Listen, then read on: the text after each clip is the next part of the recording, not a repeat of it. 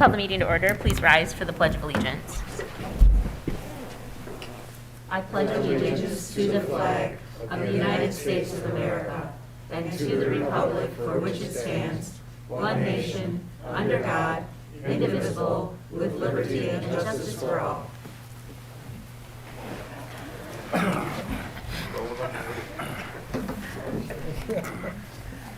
Roll call, please. Campbell. Here. Dempsey. Here. Fournier. Here. Hammond. Here.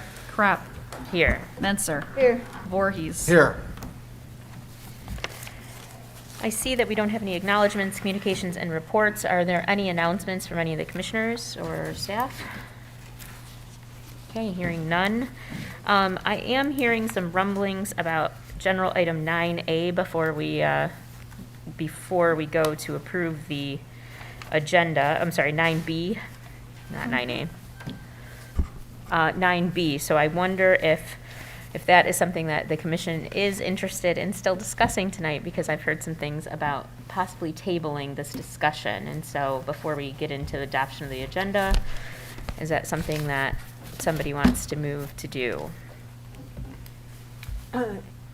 If it's not tabled, I have to vote no. So, Well, I mean, But at if this point, what we're Commissioner discussing wants is, to, what we're discussing is, do we want to table it? And I've heard many people talk about wanting to discuss this in a work session, so we can feel that we can kind of go through it section by section, talk with the city attorney, and then then discuss it, bring it back to a meeting. So where are we at this point? I make a motion that we table the discussion for 9B Are we putting a work session with that? and conduct a work session for that. I think you need a date to Yeah, table let's- it to. Can we a date You to need table? a date. We need a date to table it to when? No. For a work session when? I was just wondering, was it 2 weeks? Is it that? It can be long? longer It than can be that. longer? yes. That we need Yes. longer, we just need a chance Well, to discuss. you gotta make changes if there's gonna be changes. Well, there is, but you're not going to know them if we table it. So we're going to do 2 No, weeks and you're then gonna, after that, you're we're gonna gonna have to take, schedule. you're gonna table it, have a work session, and then bring it back, right? Okay, so you're saying we Yeah. need, you're not saying a I'm- date for I'm the not work talking session? about- I'm talking about the date to bring it back. The here. second reading. That's what I was saying. For the So second reading. Denise, can we have 2 dates, a work session date and a a second reading date? So would we do a work session maybe on February 7th? Bring it back at the next meeting? It's up to you. Is- I will not be at the second meeting in February. Excuse me, is Yep. the 7th a regular meeting? It is. Can I just suggest that if we do that, I think you can we suggest need it more to them. time? You know, because we have a regular meeting after, maybe we should do the workshop at a separate meeting, not attached to a commission meeting. Well, I think that's what we would do a work session and then not bring the second reading immediately back. We would bring it back in the following Okay. meeting. Let me get No, Just- on but it. I think what she's saying is we need more than an hour. You're saying we need more than an Yes, we need more hour? than an hour. I personally think so. I think so. You wouldn't want to back up the work session to like 5? I'm not sure that, I don't know how everybody else is, if they I'm can fine meet with that. I'm just worried that we will also have to have a special meeting for a strategic plan meeting. And we don't want to, Mr. Ron. Yeah, but a work session for this, I guess if everybody can make it by a 5 o'clock meeting, that would be fine I will. with me, but I'm just not sure everybody can make it. You can? I can. Okay. Well, then let's, Because- let's have a work session on Monday, the 31st, that's in between commission meetings, and then put it on the agenda for the 22nd. I won't be able to make the 31st. And I would also like to see, Mr. Johnson, have you got a date for the strategic plan? And I won't be at the 22nd I meeting. do not have that so- yet. Can we say, Mr. Murray, can we say, table this in a doodle poll will go out to commission members? The Pardon Tuesday? me, I didn't catch the last part of that. A doodle poll? I To choose I a think we ta- can set the second reading date and then That'll work. that'll force us to make a date for the work session between. So I thought we were on the, we will come in at 5 track, so now we're not on that? Right, we could just do it the 7th then, if we come in at 5. That's work session, February 7th. Right, exactly. And then And then you second could- reading would be the 22nd. Yeah, that would work. That's fine. Do you think that'll be enough time? I All don't- right. I'm okay with 5 o'clock. I am too. Do we I- have to set the date for the second reading now? I think you have to set a date, yes. I'm just not sure, depending on what comes out of the workshop, how much time it is. Well, I don't- to get the Worst second case scenario reading. is we table it again. I think we'll be I mean, I don't want to, I don't want to tabling. continue to do that, but I mean, Okay, so then let's set the workshop for 5 o'clock, February 7th, and the second reading for Monday, March 7th. I can support that's that. fine. It's fine. I'll be at that meeting, so that would be helpful. Support. I need support. Okay, yeah, do we have a support? I did. Oh, sorry, okay. Sorry. I didn't hear it either. All right. Sorry. Sorry, okay. Let me take I'm speak trying up, to, yes. my computer decided to do an update, so, there we go. Okay, do we have any questions or comments? Yes. Not on this, I have another thing for the agenda. You got a roll call. Okay, well, with that change, let's vote for that. Roll call, please. Campbell. Yes. Dempsey. Yes. Fournier. Yes, Hammond. Yes. Crop. Yes. Menser. Yes. Voorhees. Yes. Now, Commissioner Menzer, what did you need? Under the agenda, I'm just wondering where the quarterly statistics are.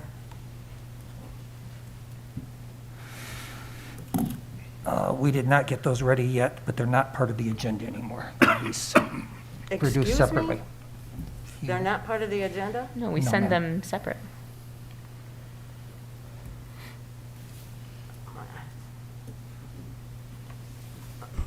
I'm sorry, but I don't, even sending them separately, they have been on the agenda. If you go back and look at the last agenda, you will see that they were there, the last quarterly agenda. Yeah, but on the last one, I sent you a memo saying that we were going to send them to you separately. They'll be posted, they'll be a public document, but we weren't going to make them actually part of the agenda. Making them part of the agenda requires that the clerk keep all of those reports as part of her minutes. Okay, that doesn't make me happy. Okay, is there anyone else, I'll entertain a I'll entertain a motion to approve the amended agenda with 9B tabled. Mayor Crop, I move that we approve the amended agenda with the appropriate. Support. Thank you. Thank you. Roll call, please. Campbell. Yes. Dempsey. Yes. Fournier. yes, Hammond. Yes. Crop. Yes. Menser. Yes, Voorhees. Yes. Okay, we'll move on to public participation. This is the portion of the meeting where we invite the public to come up and address the commission. We ask that you abide by our 3-minute rule. You state your full name and you give us your residential address. We will first speak with the people in the public, who are actually here in person with us, and then we'll go ahead and move to the Zoom meeting. Is there anyone here currently that would like to speak to the commission?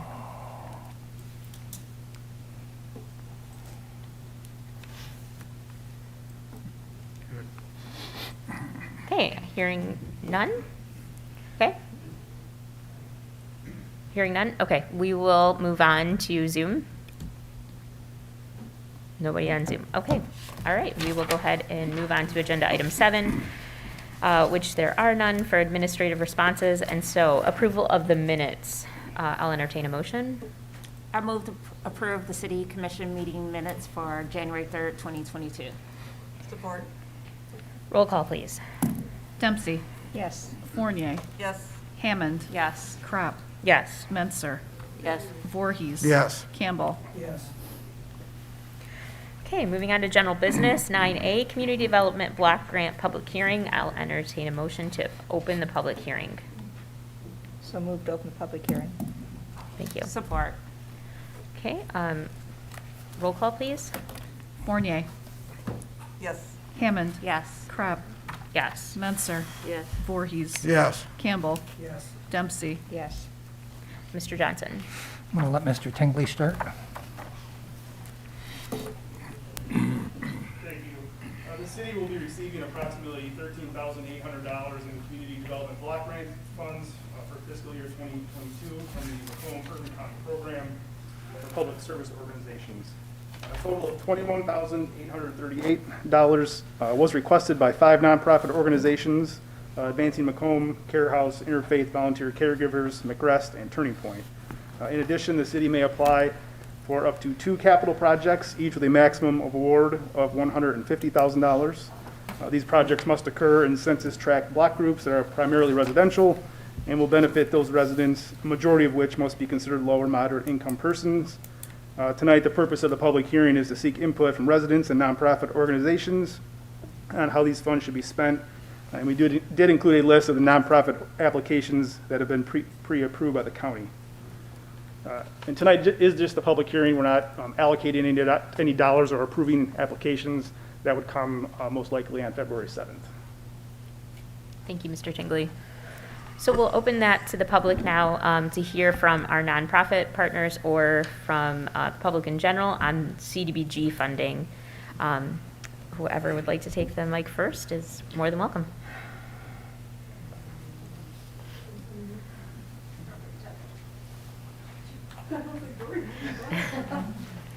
Can I share some? Sure. materials? Yep, absolutely. I apologize for the printer quality.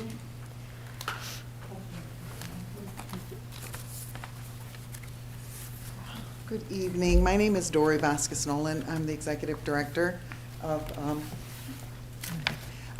Care House, the Macomb County Child Advocacy Center.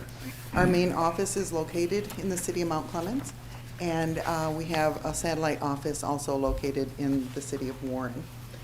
Care House is the only agency in Macomb County offering a comprehensive response to cases of child sexual abuse, physical abuse, and for children who may have been a witness to a violent act, as well as their non-offending family members.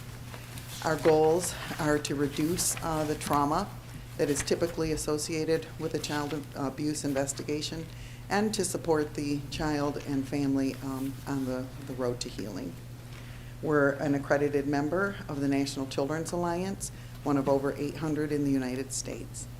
We collaborate with all law enforcement jurisdictions in Macomb County, as well as the FBI, Homeland Security, and Immigrations and Customs Enforcement. Those federal agencies are mainly dealing with cases of child pornography, technology facilitated abuse, and human trafficking. We also work with Child Protective Services, the Macomb County Prosecutor's Office, and medical and mental health professionals. Almost 3 kids in every Michigan classroom, and over 20,000 of all the children right here in Macomb County today are living with the trauma of sexual abuse. These numbers are surely much higher than our best estimates because sadly most children never do tell. And sexual abuse is a reality for kids of every economic status, race, and gender. And the kids could be your kids, your neighbor's kids, your kids' friends, maybe had been even you or me. Over 800 child victims of sexual and physical abuse from every community in Macomb County start their journey at Care House every year. Care House also offers intervention and support services for child victims and their parents, intervening to promote healing and helping families to cope with the emotional stress and trauma caused not only by the acts of abuse but by the investigation. These services include the coordination of forensic interviews, crisis counseling, child safety assessments, trauma-focused therapy, support groups, family advocacy, referrals to other needed community services, and as the designated counsel in Macomb County for the Michigan Children's Trust Fund, Care House also offers child abuse prevention in the community. Families are never charged for any of the services that they receive at Care House, and we do provide services to all referred children and their non-offending family members.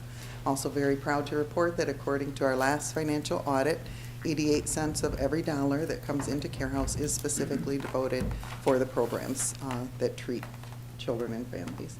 Since our opening in 1996, we've conducted over 9,500 forensic interviews, and 295 of those children were residents of the city of Mount Clemens. In 2019, We provided 757 forensic interviews with 24 children being from Mount Clemens. And in 2020, our numbers were down a little bit with COVID. We provided 664 forensic interviews serving 14 Mount Clemens children. And then last year in 2021, we conducted 727 forensic interviews with 15 children being residents of the city of Mount Clemens. The pandemic certainly is still giving us a lot of challenges at Care House and as well for the families that we serve.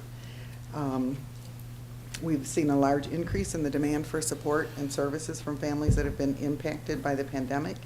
And to meet this need, we've established family pantries at both of our locations, offering non-perishable food and snacks, cleaning supplies and PPEs, baby items, household and cleaning supplies, and children's games and books. We also provided holiday assistance for 16 families in need, making the season a little bit brighter for 63 children and their parents this year.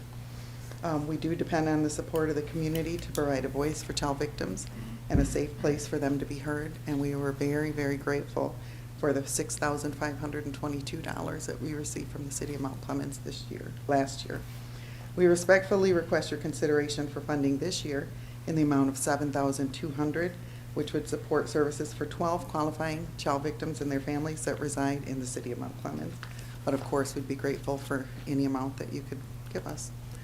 We invite you to visit our website at www.mccarehouse.org and follow us on Facebook. And I also want to introduce our newest staff member, Catalina Garvey, recent new resident of the City of Mount Clemens. She's our operations coordinator. And I'd be happy to answer any questions you might have. When you ask other communities for CDBG funding, do you usually, I mean, you're asking for $7,200, and as you see in the report, we have $13,800 to give with many requests. Yes. In a community like Mount Clemens, we don't receive a lot of CDBG money compared to other communities. So is your ask from other communities that do receive larger amounts, is it significantly larger? We base our ask on the number of kids that we see. We'll look at a 3-year period because you just don't know from 1 year where you might see 6 kids and then another year there could be a cluster case and you see 30 kids. Mm-hmm. So we look at the last 3 years and then base our ask on that. Okay, thank you, that helps. Yeah. Any other questions? Thank you.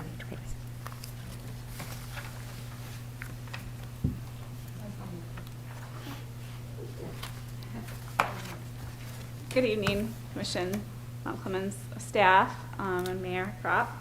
My name is Diane Banks. I am the Executive Director of Advancing Macomb Foundation.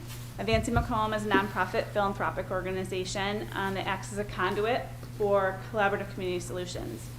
We convene partnerships and resources needed to enhance our communities. While we serve all of Macomb County, we prioritize support for the communities with the greatest needs. Our services include project management, fundraising, grant writing and administration, facilitating cross-sector collaboration, data collection, and nonprofit capacity building.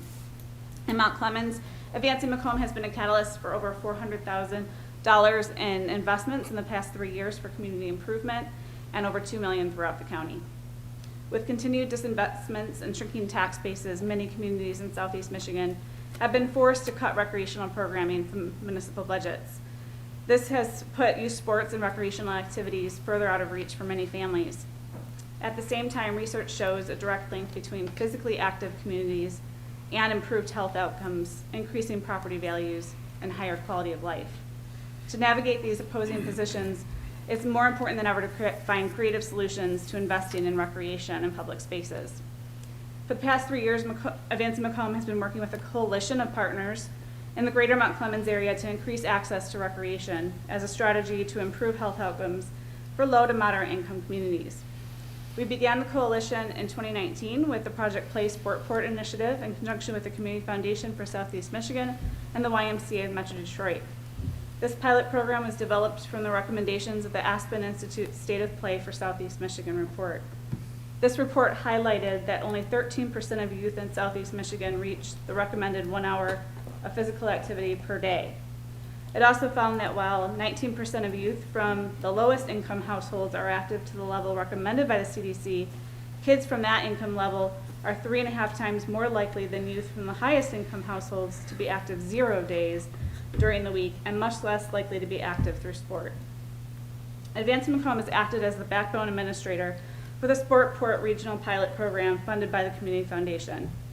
Mount Clemens was one of 15 locations chosen to pilot a sports equipment lending library and program focused on free play and sports sampling. Sportport Mount Clemens emerged from the regional pilot initiative as a leader and model strategy for implementing the recommendations of the Aspen Institute report for increasing access to youth sports. Recently, Sportport Mount Clemens was spotlighted on the Community Foundation for Southeast Michigan's website and quarterly report that was distributed throughout Southeast Michigan. Collaboration is at the core of this initiative. Continuing the success of the Sportport program, Advancing Macomb will be the administrator, fiduciary, and backbone organization for the Breaking Barriers to Play Coalition, working with various cross-sector partners, including municipalities, school districts, nonprofits, and youth sports organizations. This collaborative approach will lower the cost of recreation to both municipalities and to participants. We estimate that the total program cost per child, including administrative costs, will equal approximately $886 per person for a 40-week program. That program cost minus administration is equal to $280 per person. Because we have conditional commitments from other sources, including private foundations, we're requesting funds to cover a scholarship equivalent to 70% of the program cost. That will include 3 components: family-centered free play, sports sampling, non-traditional sports programming, such as swimming, kickball, and golf, in addition to traditional sports programming, such as baseball, soccer, and football. Today, we are requesting $6,860 of CDBG allocation to provide scholarships for a minimum of 35 low to moderate income families in Mount Clemens to participate in this innovative program.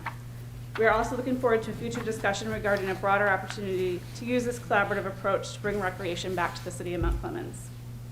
Thank you for your consideration, and I'm happy to answer any questions you might have. Does anyone have any questions?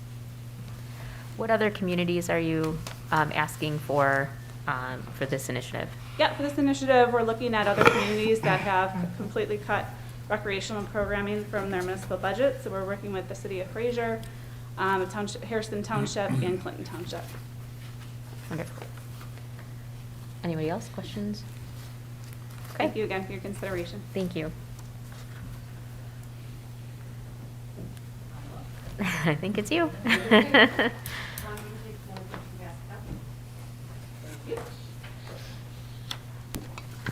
Hello, Karen Bates. Oh, I'm gonna take this. Hi, Karen Bates Gazier, 147 Lodwick, Mount Clemens resident, but here representing Turning Point this evening. So Turning Point's been here since 1980 in the city of Mount Clemens, serving men, women, and children for domestic violence and sexual assault. I want to say thank you for supporting us last year. Our number, I only brought bed nights this year, but it was kind of staggering, and so I didn't even bring any of the other stuff. Last year, we had Mount Clemens residents in our shelter for 1,737 bed nights. And there's obviously only 365 days in a year, so we had a lot of Mount Clemens people in our shelter. The cost of that to Turning Point would have been $121,000. With community block grant money, it's $25 a night, which would have been $18,000, so a little more reasonable. We are requesting 5 to help support that. But I just want to talk a little bit about what Turning Point does and some of the new initiatives that we have. One of the new things that we have started is a housing program.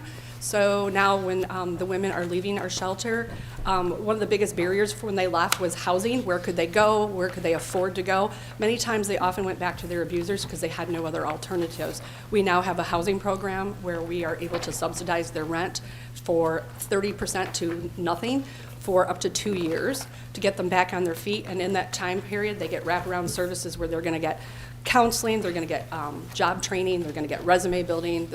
We have a MOU with Kelly Services for job placement.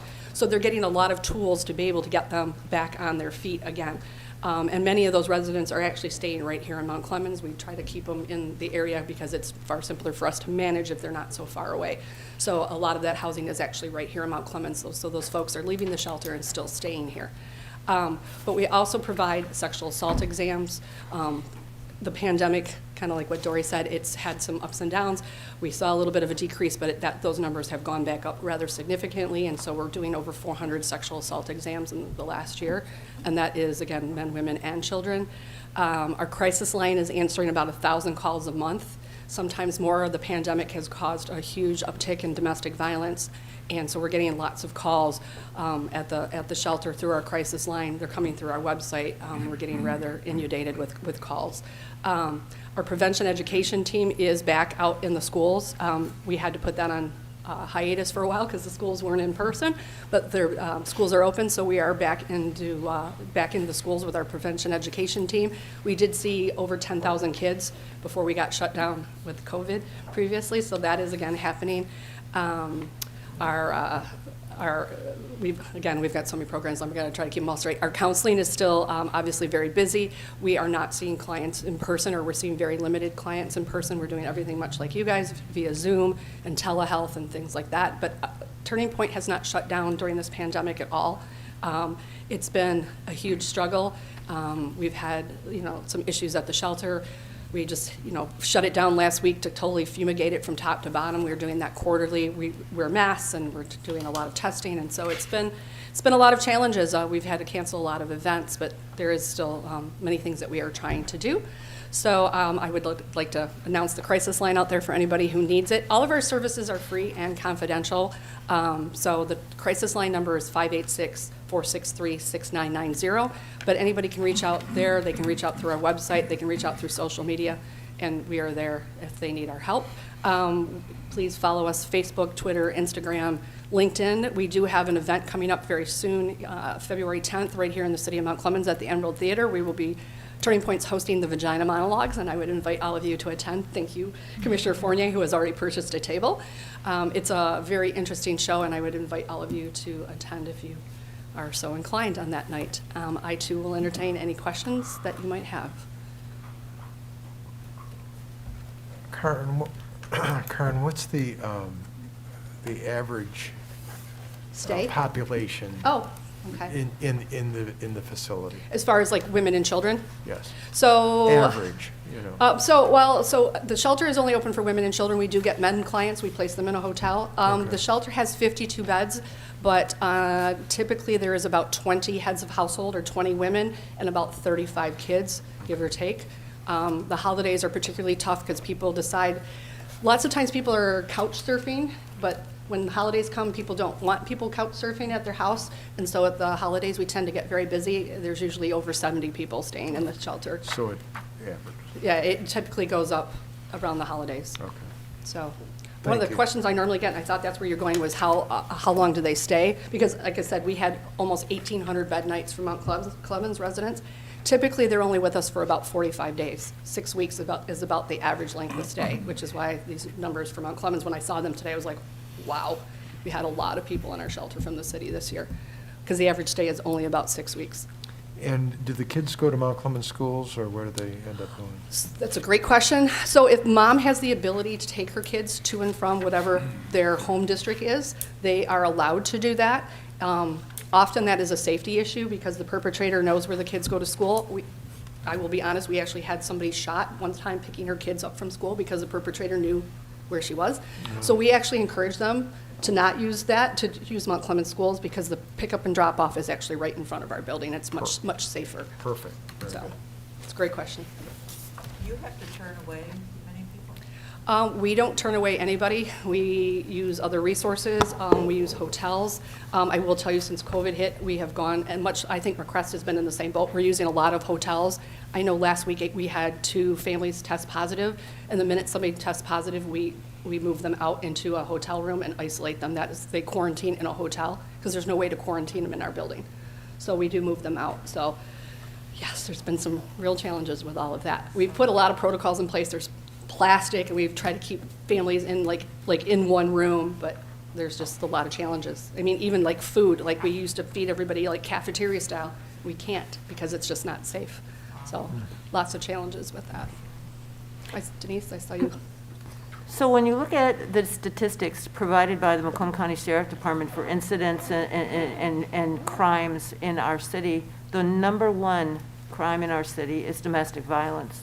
So the increased numbers that you're talking about and the increased numbers that Care House has spoken about are really not, you know, if you're looking at the statistics, they're really not that shocking. But it is disappointing to me that that goes on in our community, and I will advocate for the both of you. Well, thank you. Actually, I would tell you probably domestic violence is the number one crime in just about all communities. 1 in 3 women are affected, 1 in 7 men. So statistically, it's your odds of being in an abusive situation are greater than that of you having cancer, heart disease, asthma, just about anything. And much like Dory said, this stuff does not know gender, it doesn't know religion, it doesn't know economic, it doesn't know education, it doesn't care. It affects everybody across the board. So Mount Clemens is no different than any other communities. And to your question, Laura, we also ask for more money from other communities. So I will be at Warren asking them for way more money than this and several other communities as well. So we do the same thing. So we don't base it on bed nights, because if I did, I'd be asking you for 120,000. So we don't. That. We don't do that. But I mean, you can ask. Yeah, we can ask all day long. We're not going to get it. But yes, we know what it costs us to house all those folks, and so we just try to be reasonable. So again, we'd be grateful for any support, but I believe we asked for $5,000. So great, thank you very much. Thank you. Is there anybody else questions? Is there anyone else who would like to address the commission for the public hearing of CDBG funding for fiscal year 2022? Is there anyone on Zoom who needs to speak to that? I would like to. Okay. Can you Hi, give us? my name is Karen Curro, and I'm the director of the Interfaith Volunteer Caregivers Program.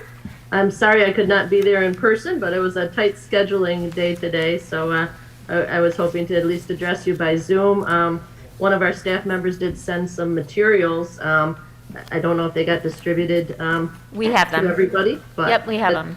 Super, super. Well, thank you so very much for this opportunity, not only to ask for funding, but also to just let the community know about our work. For nearly 30 years, we've been providing help to older and disabled adults who need just a little extra support to stay at home.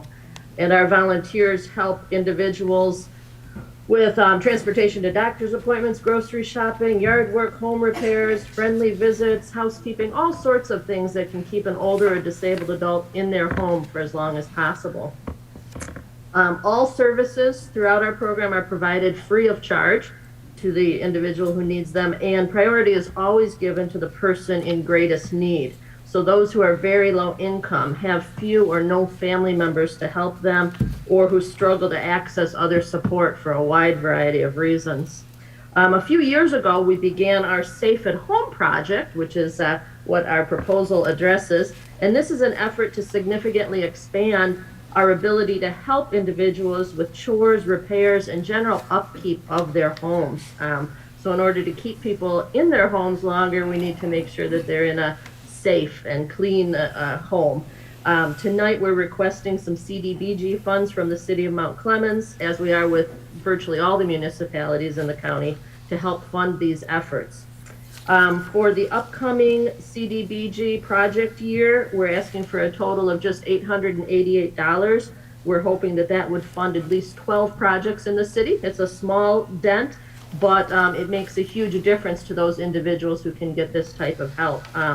We asked for the same amount last year, and the city so graciously awarded us that amount, so we're just hoping to stay even and be able to get the same amount of funding and produce hopefully even more services. These funds make it possible for us to provide support that some of our clients just can't get anywhere else. Yard work to prevent and respond to citations, just to keep the yard within a reasonable way. We've had individuals recently where we've been able to install a new toilet, so they have working facilities in their home where they can use a toilet in their house. Repairing broken locks, decluttering to prevent fires in basements and things like that. So We're trying to meet some very significant needs for individuals who don't have another way to take care of these things for themselves. And the CDBG funds that we apply for each year now, they allow us to do this and so much more. So we just sincerely hope that the city of Mount Clemens can help continue supporting these efforts again this year. Does anybody have any questions? How many residents of Mount Clemens did Interfaith Volunteer Caregivers help last year? We served 12 clients through all of our services, just 2 with this program due to COVID. As so many organizations are struggling, we needed to turn our services to things that were more essential immediately to individuals. So we were doing a lot of delivering of groceries and essential household supplies, things that were funded by other sources and not this particular project and grant. So we weren't able to accomplish as much as we had hoped last year. But we're hopeful that now that so many people are vaccinated and we have protocols in place, we'll be able to serve at least a dozen or more this year. Is there anyone else who has any questions? Okay, hearing none. Is there anyone, thank you for your presentation. Is there anyone else? Thank you for the opportunity. Anyone else on Zoom? Okay. I'll entertain a motion to close the public hearing. Motion to close the public hearing on the CDBG funds. Support. Any questions or comments? Roll call, please. Oh, go ahead. Go ahead. Can we ask questions of Brian? Is this We will- appropriate to talk to? We can. the I mean, we can program? discuss, yeah. Brian, how do they calculate the amount that we get versus the other cities from the county? It's largely population-based. It is? Yes. Okay. The other question is, do they still have the senior program where they take some of our CBG money out already and use it for? There was a period of time when they stopped the senior chore service program, and they did recently bring that back. Okay, so So there were how, funds taken out of our allocation prior to coming before the city commission. do you know how much that was? Any chance? I have the number, I just don't. Okay, I would just like to know, because I know that we have that program for our seniors here, and I'd like to know how much of the money went there already. Thank you. Anyone else have any questions for Mr. Tingley? Which we will discuss when we go to discuss the actual allocations at our next meeting. We will have plenty of time to discuss, but feel free Quick now. questions. How Yeah. much was our CDBG grant last year? Our allocation? Our The allocation for the, it was, I think it was identical, 13,800. Okay. Okay. Any other questions, comments? Okay, we will go ahead and roll call, please. Hammond, Yes. Crop, Yes. Menzer, Yes. Voorhees. Yes. Campbell, Yes. Dempsey, Yes. Fournier. Yes. Agenda item 9B, repeal amusement device licensing board, first reading. I'll entertain a motion, please. I move to approve the introduction and first reading of the ordinance to repeal the provisions of the Amusement Device Licensing Board, Ordinance 20.51 at sequence, and set the second reading and adoption for February 7th, 2022. Support. Mr. Johnson. Thank you. We began the process at our last meeting for repealing the amusement device ordinance and also the vending machine ordinance with first reading. It occurred at the January 3rd meeting, and second reading on both of those and final approval is scheduled for tonight. We discovered there's a companion ordinance that also established an amusement device licensing board, which should also be repealed. If we're no longer licensing amusement devices, there is no reason to have a board. In fact, this board has not been active in many years. There are no people currently appointed to it, and it doesn't even show up on our list of boards and commissions. Does anybody have any questions or comments for Mr. Johnson? Okay, hearing none, roll call, please. Menzer, No. Voorhees, Yes. Campbell, Yes. Dempsey, Yes. Fournier, Yes. Hammond, Yes. Crop. Yes. Okay, moving on to agenda items 9C, set dates for the commission budget meetings. Mr. Johnson. Yeah, we'd like to get the dates set as early as possible for commission budget study sessions. We're looking for 3 dates between April 13th and April 29th. Last year, we did use 3 meetings. The year before, I believe we only used 2. I'd like to schedule 3, and if we don't need it, we can always cancel it. It's much easier than trying to schedule one at the last minute. I prefer that they not be scheduled for consecutive nights, just to provide more time for research if questions come up at a meeting. And we're suggesting April 20th, which is a Wednesday, 25th, a Monday, and 27th, a Wednesday. But the commission may choose any dates it wishes. Okay. How do those dates look for everybody? I'm fine with those dates. The only thing, I have a conflict on the 27th. So, And we may not use that, correct? right, we can switch it to anything. I mean, The Thursday. it's my son's birthday, and Okay. every once in a while I get to pull the card. The 27th. So, if we could do the 28th, that would be great. That would not put us at a consecutive meeting. So the 20th, 25th, and the 28th? That's what I would ask. I mean, if not, it's fine. As of today, sounds fine. Okay, okay, yeah. It's pretty far out there. Okay, we would need a motion if, I move we schedule 3 special city commission budget study meetings at 6:00 PM on April 20th, 25th, and 28th. Support. anybody have any questions or comments? I guess I'm wondering why this is on the agenda, why we just didn't get like some kind of doodle poll or something so that we could, check our calendars. I'm on like 3 other boards, and right now I can't tell you that far ahead in April without looking at my personal calendar, so. These dates are all at 7 o'clock? 6. 6 o'clock. And again, just refreshment, the 20th is Wednesday, 25th is Monday, 28th would be Thursday, is that Mhm. correct? Right. Okay. Like I said, as of today, I'm fine. Yeah. I don't know what, You don't know what tomorrow brings. That's right. Okay. This does give us the opportunity to get them on our calendars anyway. Right, exactly. Okay. Everybody? Any questions or comments? Any further ones? Okay, roll call, please. Voorhees. Yes. Campbell. Yes. Dempsey. yes, Fournier. Yes. Hammond. Yes. Crop. Yes. Menser. Reluctantly, yes.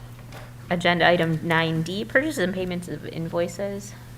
Move to approve purchases and payment of invoices as presented. Yes, I'm sorry.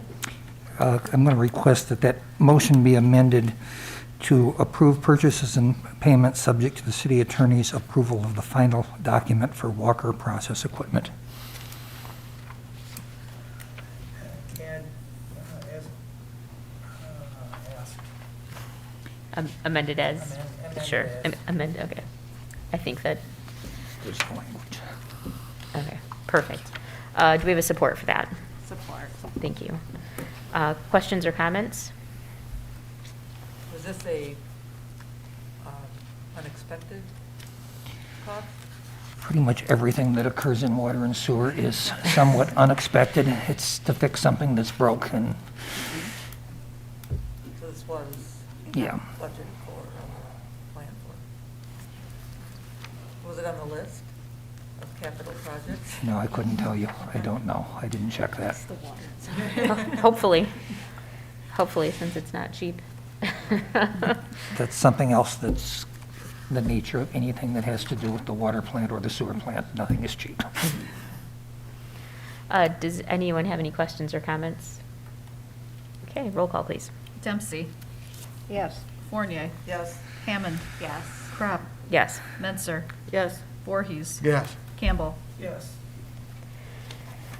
Consent agenda, item 10. I'll entertain a motion. Move to approve consent agenda as presented. Support. Okay, roll call, please. Fournier, Yes. Hammond, Yes. Crop, Yes. Menser, No. Voorhees, Yes. Campbell, Yes. Dempsey. Yes. Okay, agenda item 11, city manager's report, Mr. Johnson. Okay, let's start off with budget, since we scheduled the meetings tonight.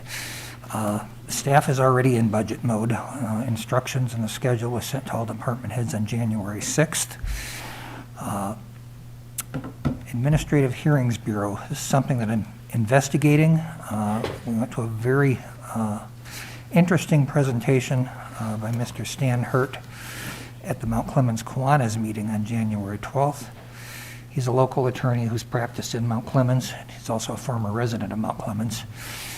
And he serves as the administrative hearings officer for the city of Port Huron. And they handle all of their code enforcement cases through their own administrative hearings bureau rather than district court. This appears to offer a number of advantages, particularly according to Mr. Hurt, and he feels has resulted in much better code enforcement. Now, there will be some disadvantages as well, and we're going to attempt to identify those and bring this back to you with a rational recommendation. Branding. DPS has begun replacing the branding on city vehicles. You may have seen some of the ones with the new branding on it already. We also have new vinyl stickers that will go on the front doors of City Hall and the other city buildings. New flags have arrived and are in place, and we're also flying a city flag outdoors on the City Hall flagpole below the American flag. We hadn't been flying a city flag outdoors before. We'll soon have the new email addresses active, but the old ones will continue to work. Website redesign is in process. We've gotten sample copies, and I did share that with the commission today. Very pleased with the design. I think it's very elegant, very classy. It'll be a big improvement. Redistricting. With the new census comes congressional redistricting, state representative district redistricting, state senate districts, and Macomb County Commission districts. They'll all be changing because of the 2020 census results. This will impact every Mount Clemens voter. We'll be in the 10th Congressional District, Michigan State Senate District 12, Michigan State House District 61, and Macomb County Commission District 8. Fortunately, Mount Clemens will not be split into 2 or more districts for any of these offices, and we will not have to change any precinct boundaries, precinct numbers, or voting locations. Nevertheless, the clerk's office will be required to send new voter ID cards to all registered voters, and that'll probably occur in July. There's a link there for anybody that wants to see what the new district maps look like. I have found somebody who's agreed to handle our strategic planning process. He's someone I've worked with before, but I haven't been able to get a date set with him yet. Upcoming special events, we've got the Fire and Ice Chili Cook-Off on February 10th in multiple locations, the Ice Carving Show February 11th through 13th, and noting Valentine's Day is February 14th, and make your Mount Clemens restaurant reservations early.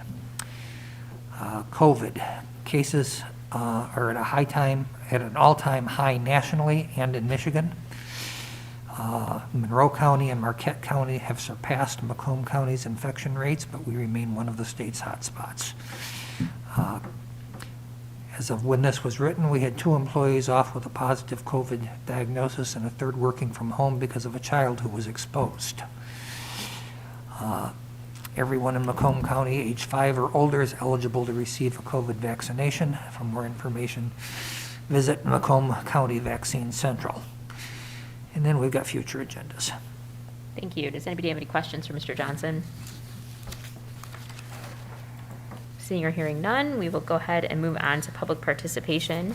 Our second public participation opportunity is again for the public who is with us and also on Zoom. We ask that you give us your first and last name and your residential address, and we also ask that you abide by our 2-minute rule. Whoever in person would like to address the commission at this time is more than welcome to come up to the mic. Not everybody at once. All right, hearing none, we will go to Zoom. Okay, no one on Zoom. We'll go ahead and close public participation and move on to commissioner comments. Commissioner Campbell. I'm very interested in this new blight situation that we're going to talk about, because in the last 2 weeks, I walk every day, and 4 times I had to call the city over either garbage piling up on the curb, car with 2 flat tires that's been sitting there. And when I called the city to find out where these people who owned the house, one of them was owned by somebody in Florida, the other one was owned by somebody in Birmingham, and the other 2 were owned by somebody in Clinton Township. So it's like the people that are not showing pride in home ownership don't even own the house here. So I think that those properties need to be addressed for the people that actually live here and take care of their property. But that's it. Thank you. Thank you. Commissioner Hammond. Thank you. Yesterday, I had the opportunity to go out to the community and visit 2 nonprofit organizations, CARE and Compassion Pregnancy, with TCB Youth Mentoring and some students from the high school. And it was enlightening to go and visit the organizations to see Compassion Pregnancy and what they had to offer to the community, and also at Care House, as she explained tonight, the service that they offer for victims of sexual abuse and also physical abuse. So that's something that I enjoyed doing yesterday for MLK Day of Service. That's all I have for tonight. Thank you. Commissioner Fournier. Thank you. I want to apologize to anyone who was expecting a vote tonight or a discussion on the marijuana thing. I know it's a big issue, and I look forward to having our work session and going through everything so we do the best ordinance possible for the city and for the residents and businesses. That's all I have. Thank you. Thank you. Commissioner Dempsey.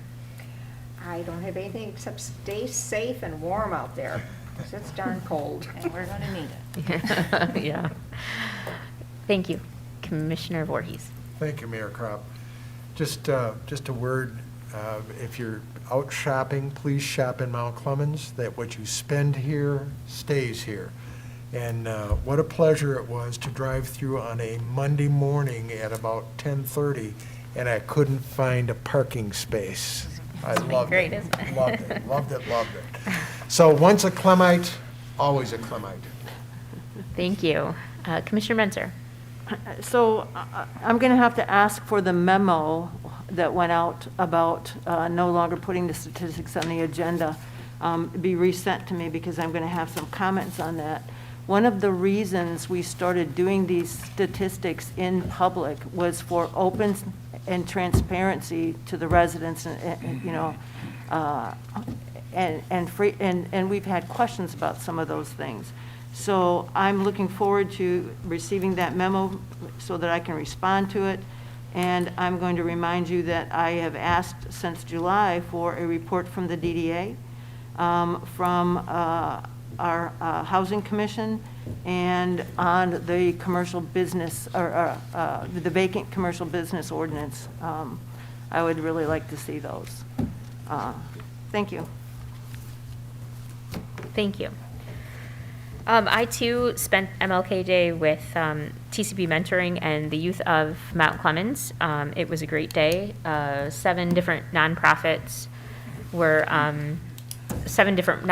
benefited from the youth from TCB. They were great. The youth volunteered with those organizations to learn about those organizations, and then also deliver a pretty large amount to each nonprofit that deal with children, a large amount of toys that were collected through Toys for Tots that the Marines so generously donated to the TCB group for them to pass on.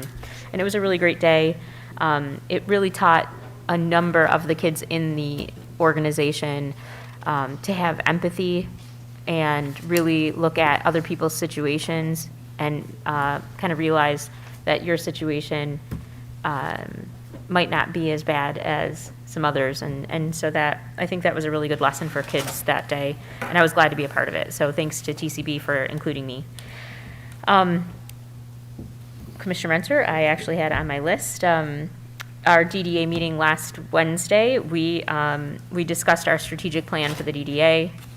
We spent a lot of time really looking at the city's strategic plan, what we did last year in our strategic plan as the DDA, and how could we, make and provide some synergy between the two entities, and really kind of fine-tuned our strategic plan to hopefully coincide with the one that we're going to continue to develop here, hopefully shortly. So, Wait, could you clarify, a strategic plan for the DDA versus the city's strategic plan? right, both okay. entities have a strategic plan. Okay, Right. all right. And they coincide, obviously. So we fine-tuned that, and then also, and just basically gave kind of some directions to Mr. Tingley on how we'd like that to go. We did not finalize that strategic plan because we were waiting to see what the city's strategic plan is to make sure that our strategic plan coincides, obviously. A lot of planning, a lot of goals, a lot of strategery. Kidding. So also in that week, we had the retirement board meeting, and we had great news from our financial planner, our advisor. Joe gave us great news that we had a 12.5% return from last year's investments, so that was a great year. Our actuarial, now I can't remember her name. Louise. Gates. Thank you. Louise also gave us a fairly good report with, especially, her numbers are always lower than what Plant and Moran comes back in terms of what what level we're funded at. So, but she still had us well in the 90s. So according to Plant Moran, we're 104%. So let's take an average of that. We're well funded for the retirement portion. Of course, healthcare, we started that fund, about 5 years ago now. Yes. Yeah, and we're doing, It's of course. it's building up. It is, and that one saw some good returns as well. I don't remember the funding, but that wasn't 12.5, that was, Not quite. no, but. Because most of that's in mutual funds. Right. It was significantly less because we can't have the risk for such a smaller amount of money. So, but everyone on the retirement board felt as though that those funds are in a good place. And so I, of course, thank everyone who is part of the retirement board, and the clerk, Miss Martin, she does a great job with reining everyone in and keeping everyone on track. And so we appreciate everyone's effort on that. Ice sculptures are still available from the DDA. We actually have already more than we've had in years past, but we still have room to fit some more ice sculptures downtown. So if you or your business or your family want to sponsor a ice sculpture, they're $250, and if you call City Hall, Michelle Weiss will gladly take your money and fill out the form for you and get an ice sculpture for you. I would like to congratulate Commissioner Hammond on your engagement. Thank you. And see if she turns red. So, with that, I will entertain a motion to adjourn. Motion to adjourn. Support. All those in favor? Aye. Anyone opposed? All right. Meeting adjourned. Thank you, everyone.